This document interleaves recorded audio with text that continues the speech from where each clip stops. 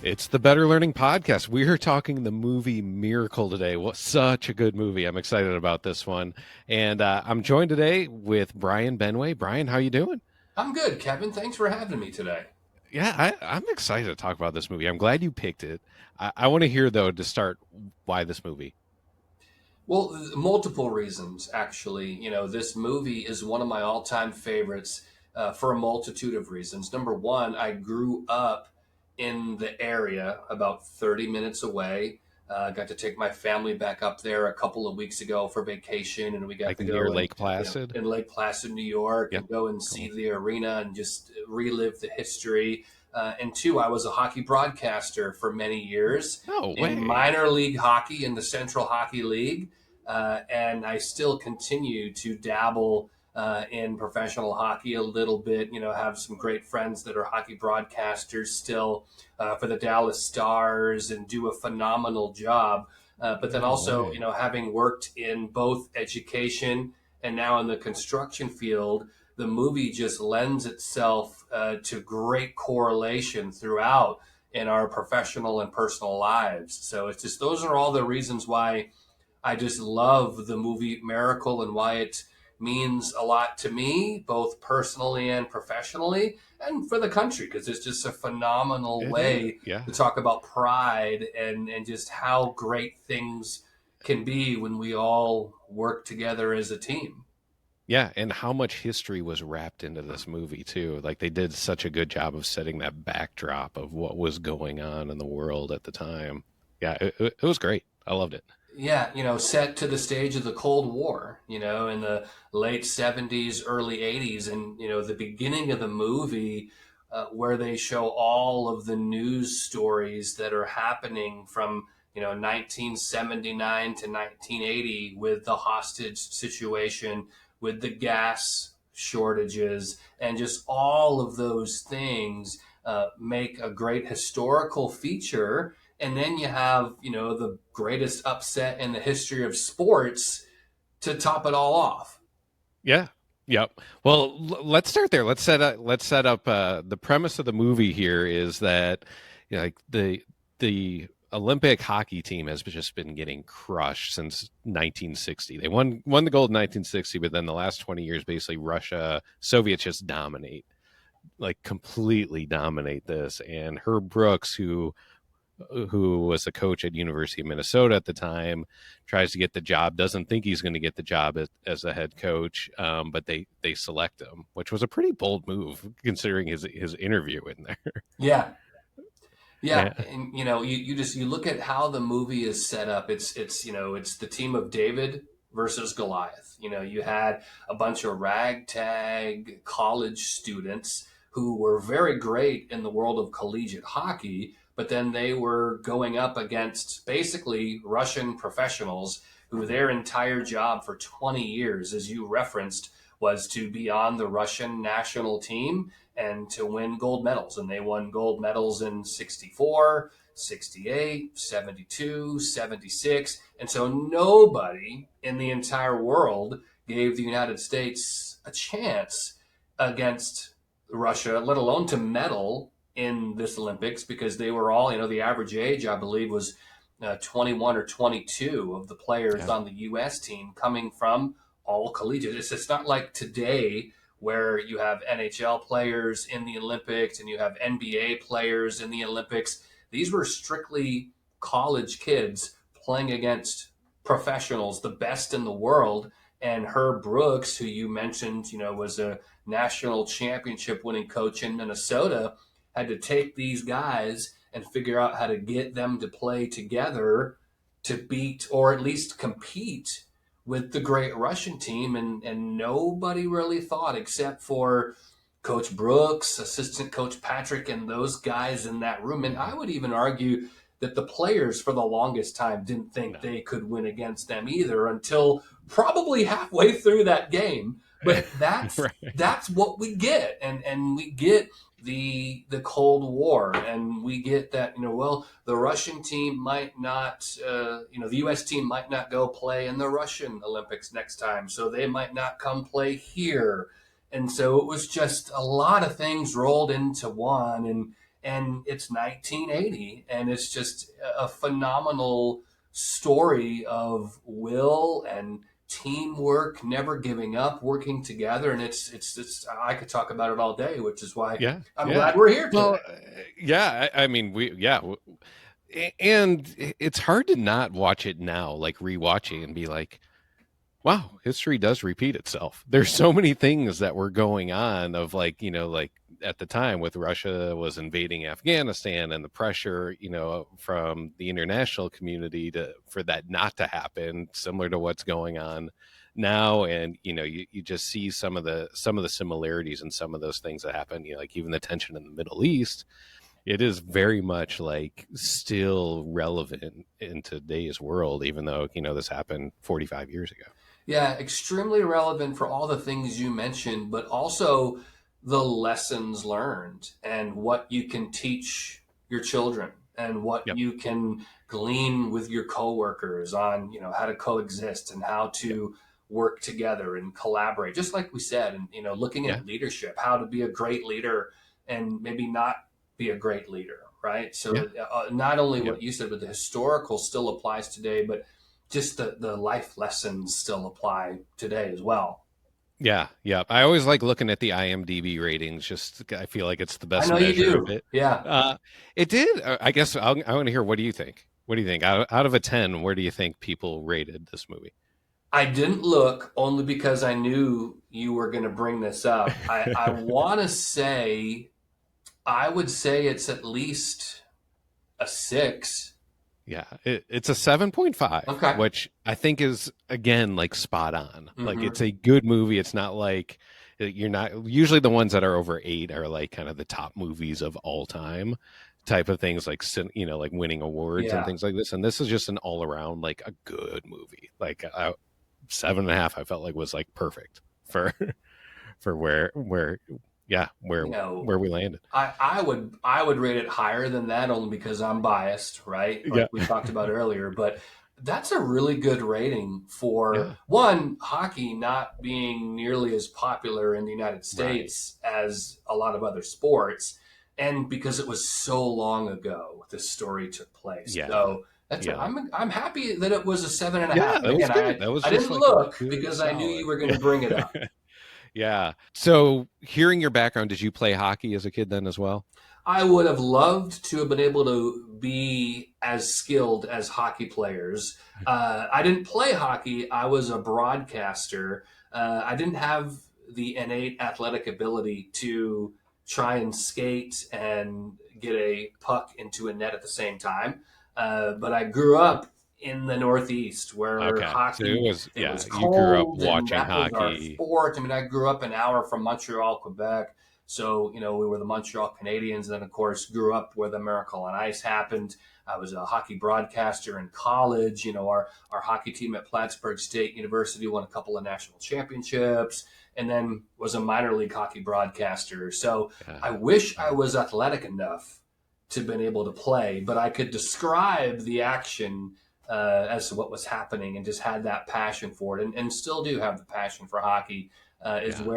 where my contributions came. Yeah. Nice. So for me, hockey was not on my radar. I grew up Chicago area and it was all like basketball, football, baseball. I don't know why. I mean, the Blackhawks were decent. Yeah, So for a I, long I should time. have been, but Yeah. it just wasn't on my radar. But there was a little story in when they're doing the setup of just building the tension. They talked about in the 1972 Olympics for basketball, they showed where Russia beat the US at the very The end last second shot. in that last second Yeah. shot. And as a kid, I had gone to a basketball camp for it was Doug Collins basketball camp, who was the head coach of the Yeah. Bulls at the time. Yeah.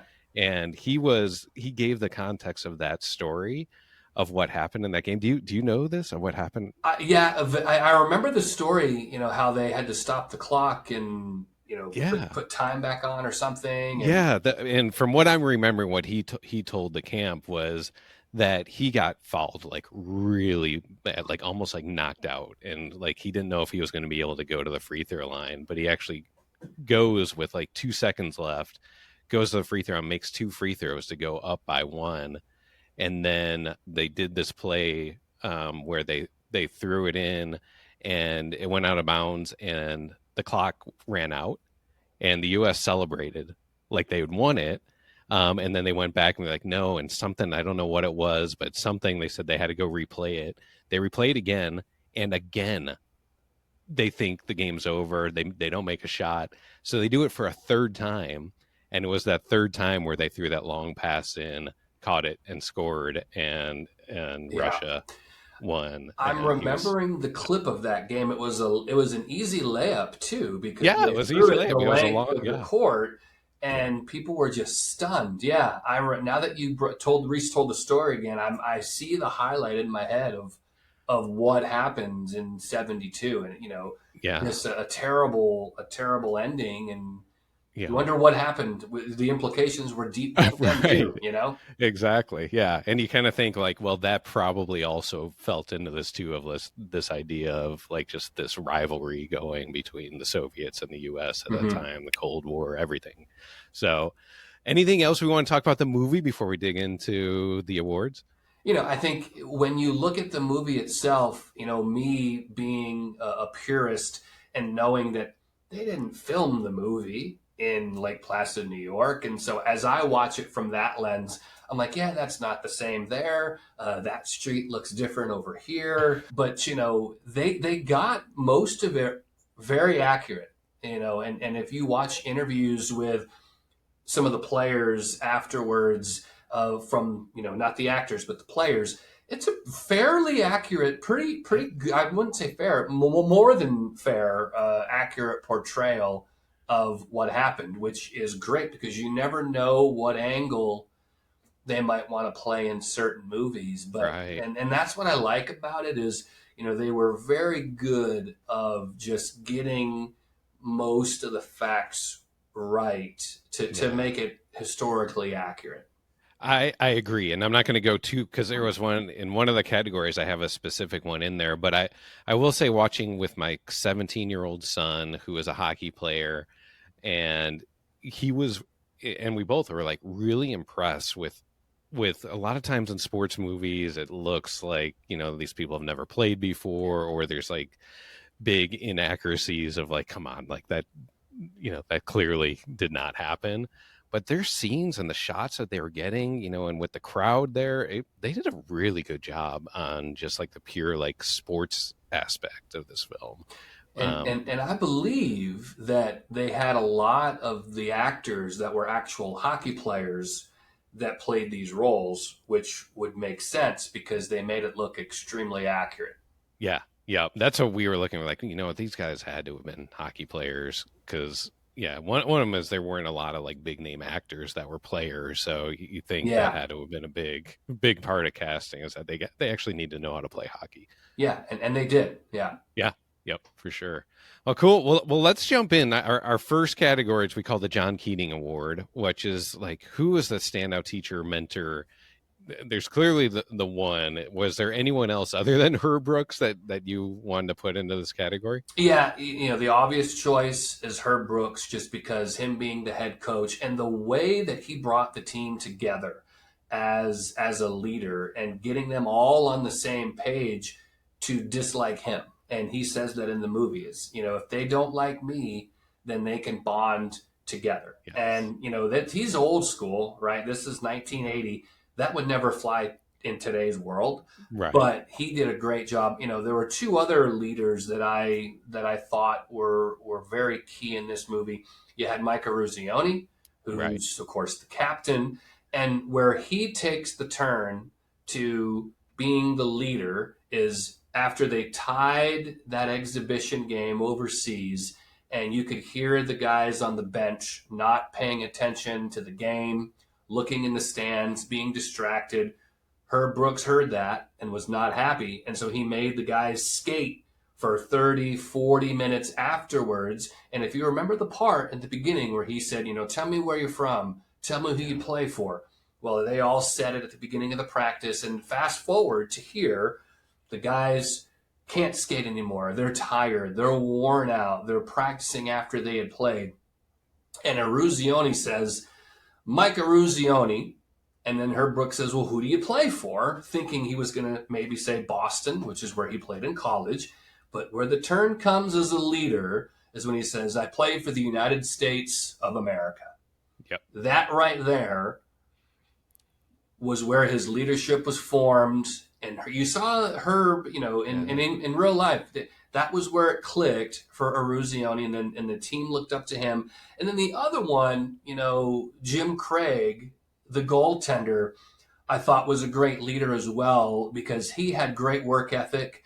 He was dealing with the stress of his mother passing away from a couple of years ago. His dad had lost his job, but Jim Craig, early to practice, putting in work behind the scenes, always, cheering on his teammates, always being positive. And so I think those were the guys to me that I think they're obvious choices, but was there anybody, Yeah. that you had besides that group? Yeah, I try to think. I'm like, what, with the assistant coach, it was Craig, right? Craig Patrick. Yeah. Yeah, I'm like maybe just because he showed a lot of heart and like concern for the players, like not wanting, like he was the one who was really supposed to get more of the personal relationship with the players and kind of report it back up to Herb Brooks. But I mean, Herb Brooks, it's a lesson again. Like I don't know if that style would work today by any means, but they talk about a lot of like everything he did was with intentionality. Mm-hmm. Like everything he did was with purpose. He wasn't react, like out of anger or anything like that. He was going in with like really specific purposes of like, I'm going to have them do this because the end result is what we're aiming for. And yeah, so for me, he was the one that was winner, but I do like that. Yeah, with Eruzione, I mean that was definitely the turning point of the movie, and really for that team was when they stopped saying they were what team they played for, when they stopped saying their college team and And started realizing no, we play for the U.S. I look back at Herb Brooks and what a type of a leader that he was. He's trying to get them to work together. And Mm-hmm. in our real lives, in our professional lives, we have to collaborate with different departments. If you're in a school district, different levels. I was a communications director in a school district here in Texas. We were, in everything. We had to collaborate. And even here, in construction, we have to collaborate and have teamwork. And Herb put the pieces together that would help be the best team and that would be the best collaboration. And that's why they ended up Yeah. beating the Russians and winning the gold medal. Yeah, and it's like that courage to be disliked too. Like I would say, Yeah. like from my experience as leadership too, like that's one of the hardest things. Mm-hmm. I really want to be liked. I want to hear everyone's voices. I want to like make sure everyone's happy. But at the end of the day, those true leaders are the ones that like see the bigger picture and be like, it doesn't matter if they like me or not. What matters is we get everyone on the same page. Yeah, and he did that extremely well. Just obviously, you can tell from 45 years ago that it worked out really Yeah. well. And, the whole thing about leadership, I believe there's a saying somewhere that says, if you're a leader, it's better to be respected than liked. Yeah. And I think Herb Brooks epitomized that in this film. Yeah. All right, so clicks. There iconic stereotypes that were reinforced in here. This isn't like some of our other movies where you get like the different groups within a school. Like they're all jocks Yeah. in here. They're all hockey players. But who did you have, or ones that stand out for you? Well, there were a couple of different cliques, and you go back to the beginning, like we talked about. You have the Boston University clique, Yep. and you have Yep. the University of Minnesota clique. Those were great rivals in college Yeah. hockey in the 70s and the early 80s. So you had those two factions kind of going against each other early on. I'm going to go to another clique. Obviously, the entire Russia team could be considered a clique Yeah. because they were more robotic.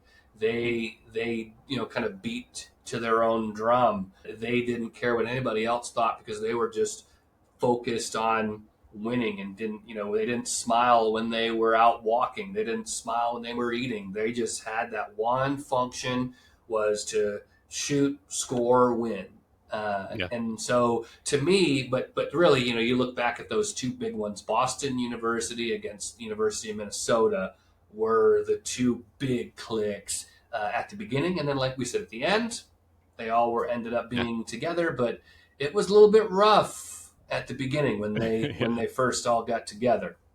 Yeah, perfect. You hit that right on. The only other one I would add is maybe there, again tying it a little bit to real life is a little bit of like the Olympic board that was represented there. Like they had hired Herb Brooks, but they were kind of questioning him the whole time, and I thought that was a pretty good realistic dynamic and of like that happens with school boards and superintendents Yeah, that's and fair. yeah, they're hiring him, they're backing him, but they're also kind of questioning him at the same time.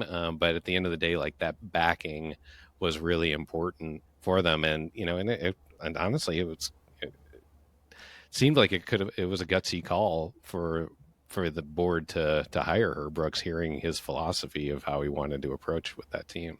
And they all look like geniuses afterwards. Right? And to this day, they're probably saying, "Yeah, he was a shoe-in. There was Yeah, nobody else we exactly. ever thought of to coach Yeah, this team." exactly. He was national champ. Rewriting history, as it were. Yeah, yeah. All right, so class clown. Are there any characters that steal the show that didn't have a major role, but they stood out for you? I had one, but I'm curious to hear what you had. Yeah, and obviously not a lot of comedy in this movie, but there are two guys that I think comedically had some really good one-liners. One is Ralph Cox, and if you remember Ralph Cox at the very beginning, we talked about the cliques, and there was a big fist fight at practice when one guy was from Minnesota, one guy was from Boston, and they were doing the introductions, which was huge. And Ralph Cox says, my name's Ralph Cox. I'm from wherever's not going to get me hit.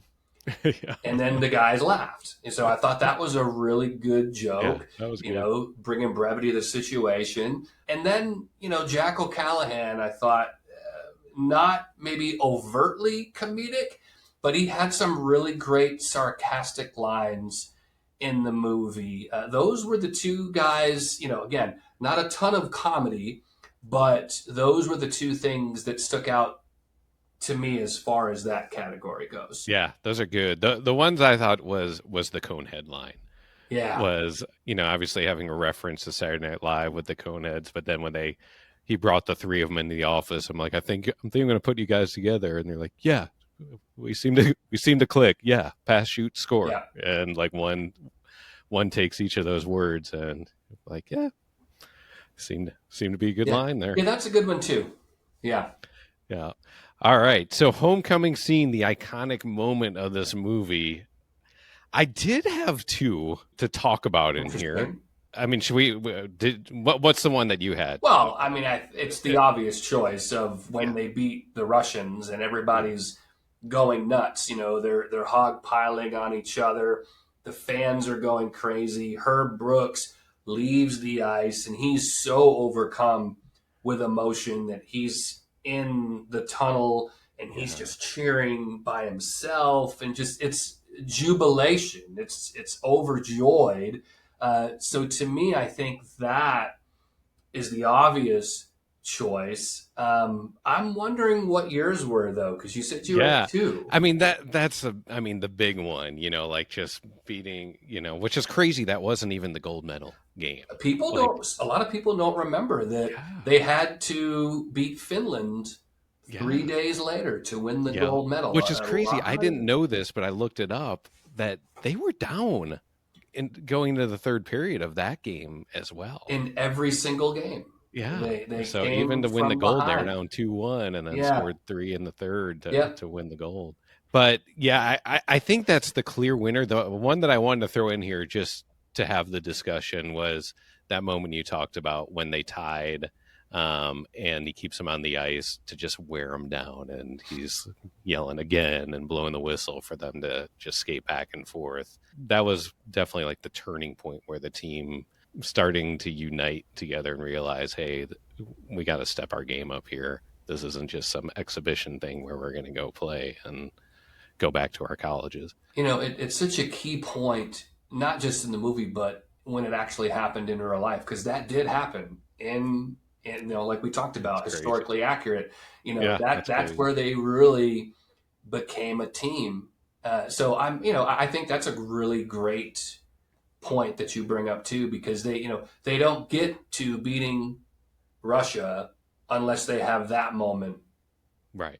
a few Yep. months before Yeah. then. I'll relate it back to we just did the movie Hoosiers on there, and it's the same thing where he's doing it, where he's like, you have to have three passes before you take a shot, and and one of the guys just refuses to listen to that, and he just shoots without making the passes, and he puts him on the bench, and it's like, my team's out on the floor, even though they only had four players. To me, it was like making that statement, like just Hmm. early on, of like, this is who we are. This is, yeah, we're gonna be a team, and we're gonna play as a team. Yeah, and obviously it worked. When we work with schools at K-12, it's not just about furniture or design, it's about impact. Our radically student centered approach puts students at the center of every decision. From that first conversation to the final walkthrough, we're focused on creating spaces that actually work for the kids, the teachers, and the community. So if you're looking to do more than just check a box on your next project, let's talk. Visit K12.com. That's KAY TWELVE.com and see how we're helping schools transform learning one student at a time.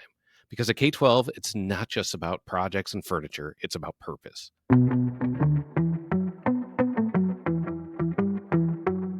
Yeah, yeah. All right, so one liner.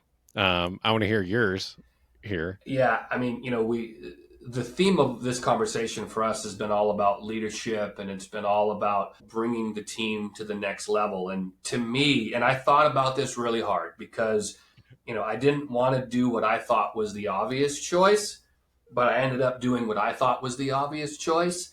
Yeah. You have Herb Brooks before the Russia game. The guys are getting ready. They're in their lockers. It's absolutely quiet. You can hear a pin drop. They're about ready to go on the ice to start the game. Herb Brooks walks in. It's 15 minutes before the game, and he starts his pregame speech with great moments are born of great opportunity.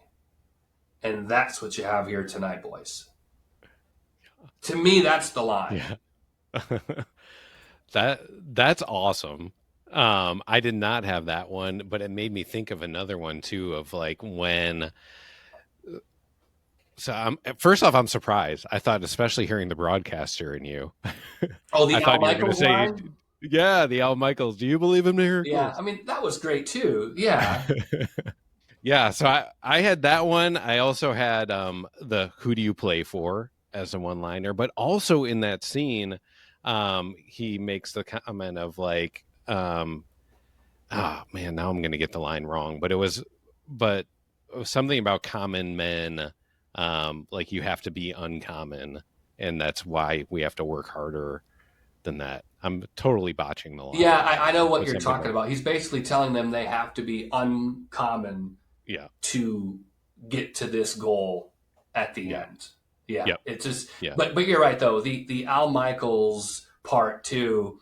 I mean, because that's what you always hear. And what I thought was right, interesting, by the way, in the movie, they brought Al Michaels oh, back to call the games, but they didn't use him for that last call of "Do you believe in miracles?" They used the original the audio. original call, So yep, they had him I caught that redo too. the entire, Olympics for the movie, but not that part because you can't recreate Right, that yep, part. But yeah, yeah, that was my one B from the Herb Brooks, you know, and there's some other good ones by Herb Brooks that have certain four letter words in it that you can't say on a podcast, but yeah, you know, yep. but yeah, that was to me. I like yours though. That was a good one too. Yeah, well, moving on to that too, the realistic or ridiculous. Were there aspects of this that, like, one way or the other? I think we've talked a little bit about how realistic it is. I have an example of that, but I'd love to hear your take on, where you thought this movie was realistic, or if there are things that were like ridiculous, totally. Yeah, I Totally not mean, one. for the most part, I thought it was very realistic and it followed history, but there were just certain, even down to the wardrobe and the cars that are Yeah, driving in Lake Placid for the Olympics. Very, very realistic. There weren't a lot of things that I picked up on that I I thought didn't catch it. Yeah, was ridiculous per se. I think one of the things coming from a sports background and being a sports broadcaster, for sure this wouldn't happen today. They're having a Christmas party and then they go play tackle football. That wouldn't happen today, I don't think, because you're risking millions and millions of dollars in your career. So if I had to nitpick, I think yeah, maybe. that would be one of them. But honestly, there's not a lot that stood out to me that I thought was rather ridiculous. Yeah, the only one that I thought maybe, but I'm like, actually, it may be like completely realistic was when they were on the bench talking about the girls up at, like checking out the girls, in the second row Oh, and that happened. that. Trust me. As All the right, that's what I'm like. I'm like that. Probably you think of the age, college age. That's probably as a former really talking hockey about it. broadcaster, knowing the stories that I know, that is completely realistic. All Actually, right, the one story that I thought was unbelievably realistic to the point where I had to look it up because I'm like, there's no way this really happened. Was in the game against the Soviets when they're down 2-1 at the end of the first period, and they're talking about like, oh, they're going to be thrilled going down only one, and then they score with 1 second left. I had to look that up. I'm like, it no happened. way. Did they really? And they did. Yep. To the point where they actually, like, everyone thought it was over, and they had to pull them out of the hallways to get them back on the ice so they can drop it for 1 second left. Yeah, and that's a key part too in the game, and they replay it really well in the movie because Russia, as we've talked about, they're consummate professionals. They're robotic. That's a mistake they probably never have made before then. And probably, they gave up on the play because they thought the clock was going to run out. So, yeah, it's funny. I wonder how many people that don't know the full history Yeah, watched because that and that said they must have that made that seemed up. like that was like a Yeah, Hollywood addition to this it's movie of it's like, this is crazy. like no Yeah, way. yeah, and But I yeah, remember, Al Michaels. The call was, the clock shows nothing, but he scored with 1 second to go.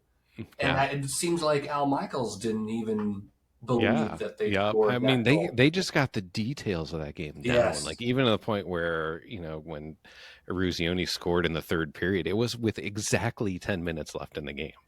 And the celebration from the guy who played Eruzione, if you look at it side by Oh, side, did he? when he's running with his skate, Yeah. Yep, it's that's true. spot on. Yeah. It's so he Yeah. even That's got awesome. that really, really correct as well. Yeah.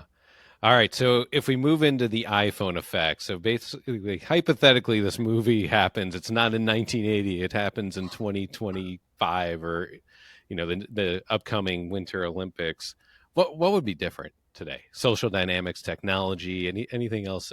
Well, I'll tell you. First is there would have been people at that game overseas recording them practicing after the game was over, and it would have Herb Brooks uh, would have been taken down a notch. I mean, they would have Yeah, been talking about it probably. all. I can't believe he's having him do this. Look at this video. That was the first thing that I thought of, and then the second thing that I thought of, if you remember, when they announced what time the Russia U.S. game would be, they played it at 5 o'clock, and they tape delayed it to air on ABC at 8 o'clock that night. Really? That is a true story. The U.S. wanted to play the second game because they wanted it to be live and they The wanted it prime to, time? but they played the early game, so they tape delayed it and they played it later that night.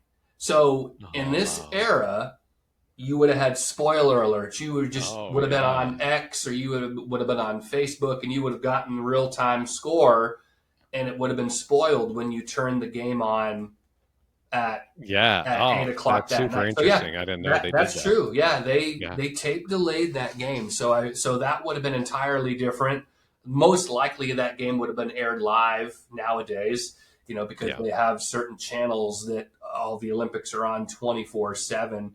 So Yeah. I think you look at that, and then you look at the technology of athletic training, just to kind of go there, they have lots of great equipment to help get players in Hmm. such great shape that, you might not have had some of the smaller bumps and bruises based on the athletic training. And then, one thing too, uh, airline travel would have been a ton different. They flew commercially back then, Yeah. and today they would have had a private charter, and they wouldn't have had to push the plane on the runway after they hit the moose. So I mean, there's a lot of things that I Yeah. thought of that would have been vastly different Yeah. today. Yeah. Those are good ones. And I didn't know that tape delay because that is one of those things that I've been thinking about a lot lately is just the idea of these shared experiences. It's like kind of what we're lacking as a community right now because everyone's watching things on demand and there's Mm-hmm. so many options. Like, like there's just very few things where everyone's getting that shared experience. And then to think that it was actually a tape delayed experience that they Crazy to had. think about, right? Yeah. I will tell you though, today, to kind of go one more point to what you said, can you imagine the watch parties today if that game Yeah. would have happened, now or in Yeah.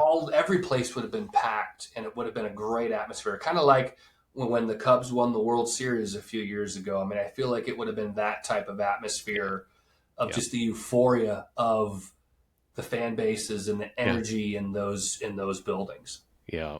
Yeah. So the only other one I added in there was a little more for probably insider people here, but the NIL component of this. Oh yeah, uh huh, You get all these college kids like they right now that they're making millions of dollars when they're already in college. The top players are. So how would that and would they even play? Would they be allowed to play? yeah. At that level. But I also say like the NHL kind of did this and they did an element of this during the All-Star weekend instead of doing an All-Star game. They did the battle like what was it called? Like Yeah, Four Nations Cup, the four which nations was and great, by the way. which was amazing. Yeah, And it kind of brought me back to this of like how much they really cared. They wanted to win for their country.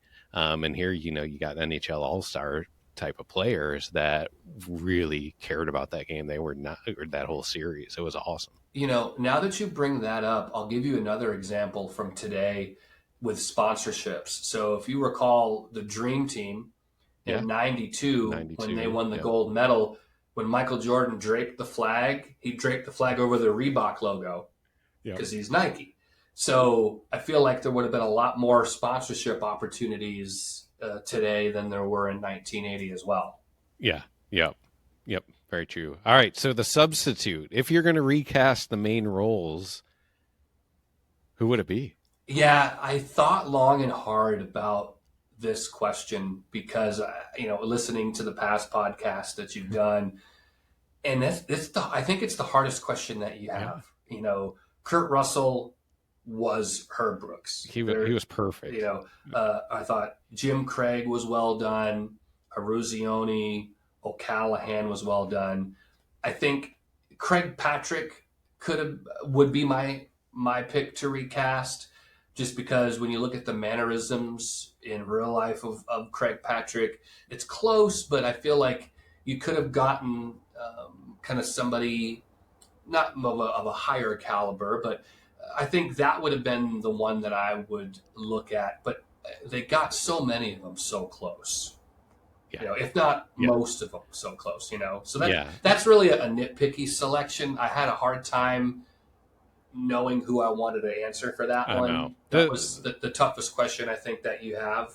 Yeah, I agree. It was a hard one because I'm trying to think. I'm like, man, you probably would want like real players today. So would you put like Connor Bedard or like some? But would they be like too big of names that it would Yeah, almost like overwhelm the movie if you put like NHL players in there? what would be funny is if they recast the Russian coach as Vladimir Putin. Might be funny to recast Yeah, that. yeah, yeah. I should have warned you too that most of my hockey knowledge has come only over the last 10 years since my son has started to play, and it's almost exclusively to the Columbus Blue Jackets. Which, by the way, Steve Mears, the Columbus Blue Jacket Yeah. TV guy, we used to work together in the Central Oh, did you Hockey League. really? So he's one of the guys I was talking about Oh, that's of, awesome. used to, being as a broadcaster. He's amazing.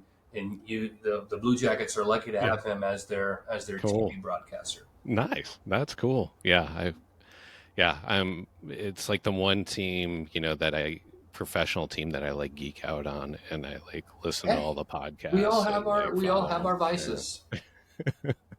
All right, so if there is, we call this the Hags. Have a great summer. If you're going to write something in the yearbook at the end about this movie, is there a line? Like, is there a line or a message that you'd put in there? I think it's, thanks for the lifelong memories. It was a pleasure going through this with you. Can't wait to see you at the reunion. And they still get together for reunions. That's cool. I think it's just this the camaraderie that they built together and just how they went through it together Yeah, was just phenomenal. And I feel like they would. A lot of them are still close today. Some of them have died, but yeah, a lot of them are still really close. And so I feel like yeah, it's thanks for the great memories and can't wait to see you at the next reunion. I think would be what you would put there. yeah. Perfect. Yeah. Well, that actually leads into the where are they now? I mean, it's real life, so we actually know where they are. The sad thing is, yeah, some of them passed away. Herb Brooks died at 66. In a Um, car accident. oh, was it a car Yeah, accident? I didn't realize that. yeah. It was interesting looking him up though, like how much like his kids still like are very active and and talk about him and the influence that he's had. I will say, side note, I thought his wife in the movie did a really great job. Yeah, Patricia Trying to Clarkson. Yeah, keep the family together and get him focused on the kids. Looking at where are they now? Some of the guys were coaches in the NHL. The best. I think the best.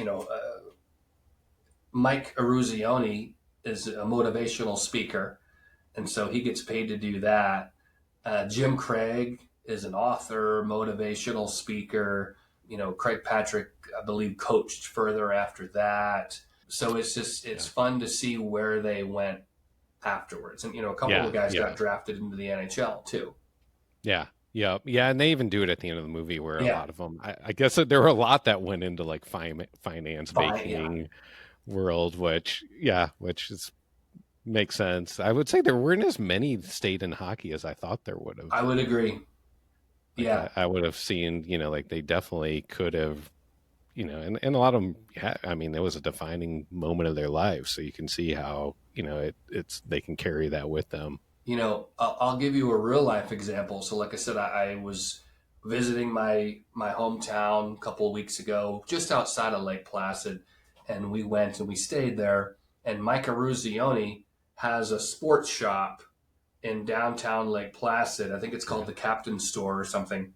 And you walk in, and it's anything you could possibly want of Micah Ruzioni: sweatshirts, t-shirts, hats, posters, and it's directly next door to the Team USA shop. Wow. So, that's a real life answer that Yep. I just saw a couple of weeks Yeah. ago, that you just have all this merch that is continuing to be pretty popular, specifically on the USA side, right? Just Team USA or USA Hockey. I have a Miracle on Ice poster, one of those really nice kind of like metal posters in my Oh, cool. garage. And but so anyway, that Mike Eruzione, that's your real life example of. I Yeah. just saw that a couple of weeks ago. That's really cool, man. Well, our last category we added this one, Battle of the Bands. We added this one after our School of Rock episode. We're like, man, we need to get some music categories in here. Do you have any in here? I have one. There wasn't a ton of music in here, but any that you had in this category? Well, I mean, I've got, first of all, I think the score was fantastic. Hmm. When they come to the big moments in the game, the music comes up. It's that inspirational type of music. But I go to the end of the movie with That's where I went Aerosmith's to. Dream On. That's where I went to. Just Yep. phenomenal to end it that way. You know, you've got to throw in the national anthem when they receive their gold medals. You know, they're all Yeah, that's standing true. there with their hands on their hearts with their gold medals on. So yeah, those were the two for me that, and the Olympic theme song on NBC, which is I think the horn. When they went to the NBC Yeah. broadcast, they played the NBC Olympic song, which is still the Oh, Olympic oh, theme that's classy. today. Yes. Oh, So, good ones. Man, you thought a lot deeper than me on that one. well, like I said, Those this are was one good. of my favorite movies, and I'm from that area, so I feel like I have more of a vested interest in this one, I Yeah, guess. very cool. Man, well this is a good one to relive. Like, yeah, just so many good elements in this movie overall of just, culture, America, leadership. Yeah. I'm glad you picked it. No, well, thank you for the invitation. And again, it's again as I look back at the movie as I get a little older, just looking at what makes a great leader, what makes great teamwork, collaborating together. You could show this to your son, and people could show this to their kids about if you want to be successful, here's how you work together as a team. No matter if you work in education or if you're in the construction field like us. I used to work in professional sports. I mean, it's just a really great message and overcoming adversity too, just learning how to win, but struggling up towards that. So there's just a Yeah. lot of lessons in it. And I'm glad we got to have this chat because I feel like it really can, if you haven't seen it before, it's a great lesson for staff too. If you work at a school, I feel like this is a great thing to talk to your team about. And like I said, in construction like us, just having to collaborate all the time, I feel it's Yeah. just so important. So thank you Yeah. very much for the Yeah. invitation. Well, that's a perfect segue to hear a little more real life stuff. Like, yeah, you came background from everything from sports to education, construction. Tell me a little bit like what you're working on now. Yeah, I've been very fortunate in my career to do a lot of really fun things in different industries. I started off as a basketball announcer for a team very similar to the Harlem Globetrotters. I got to travel to 15 countries and Oh announce wow. there. We talked about my minor league hockey broadcast career, which started in Texas. At one point we had more professional hockey teams in Texas than in any other state, Really? and I got to broadcast in that league. From there, I worked for Yahoo Sports, and so I got to go to Las Vegas every month and do boxing and UFC fights and have a national talk show. Then I Wow. worked in the Texas legislature, which is the same thing as boxing and UFC for the most part. So I got to help shape, Texas, and worked for a school district, as I talked about, in the executive leadership team, director of communications. That's where I really got to see the ebbs and flows and just the teamwork and the collaboration of what the message is like and who's involved. And, now for almost a year, I've been at Bartlett Cocke General Contractors here in Texas, a phenomenal employee owned organization where all of Very my cool. skills have gotten to translate and, getting to tell our story of our people, our men and women that work on the projects that we build. We're a premier K-12 builder. Your listeners and viewers in Texas will Yep. know that. Just to how they get to work on the projects, to the partners that we have, and to the community collaboration that we have, to where everything has a core value and everything is done for a reason and everything is done the right way. And so I've been very fortunate to be able to, like I said, work in different industries, but still get to tell the story the whole time and still get to be that person that gets to tell the story of a wonderful building and the community that it's served. It's not just building the buildings, it's bettering and enhancing the communities, much like in education, right? The Yeah. goal is to give back to the community, help the future, help them get to where they want to be. And that's what it's like here. And so I'm very fortunate that, I've gotten to do a lot of those things, but the one constant has been collaboration, communication, and teamwork. And that's all coincided in my career. And I've had great leaders. My former superintendent, before he retired, a phenomenal leader. Our current leadership at Bartlett Cocke is phenomenal. So just getting a chance to work for great people and leave the community better than when we found it. Yeah, very cool. Yeah, and it's one of the things that I love so much about. I mean, we're affiliated with the Association for Learning Environments and Ed Market and all these supporting industries that are here to help support education and schools and students.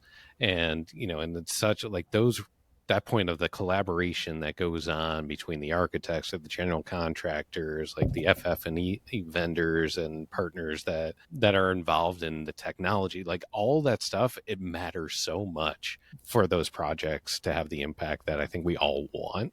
And I think it's really easy to just be like, oh, they're businesses, they're, like they don't care about this work. But my experience is always like, no, like everyone I interact with like generally cares about this work and knows that if we're building a school or doing a big remodel, that's going to impact that community for generations. And it's really cool to see that people don't take that lightly. Like they really care about it. It's so important. And for me, a unique part is, when I was in the school district, I worked with the contractor from the other side. And so I got to see Bartlett Cocke, when I worked at the school district, Yeah, how they work with their partners. And now I'm on that other side.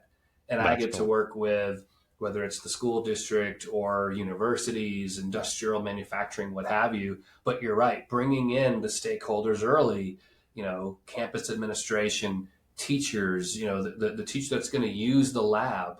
What do you think we need to do in here? Because you're the end user, right? So it's that early Yeah. collaboration, early partnership, and again, to make it so it lasts and to make it so it's impactful and it enhances the community. Yeah. Yeah. I love it. Cool. Well, thank you for what you do. Thanks for being on here. To the listeners, if you haven't already subscribed, wherever you're watching, listening this, just hit the button to subscribe. BetterLearningPodcast.com is our hub for everything. So we welcome all the comments, feedback. If you want to be a guest or have suggestions, that's where there's a form on there. And we do take those to heart. We review those in all of our planning meetings. So really appreciate the community that we have here around the Better Learning Podcast. But Bryan, great talking to you. Great talking hockey. Great talking the movie Miracle. I appreciate it. Thank you, Kevin. I really enjoyed it myself. Have a great day. The Better Learning Podcast is produced by Matt Rogers and edited by Kelly Jones.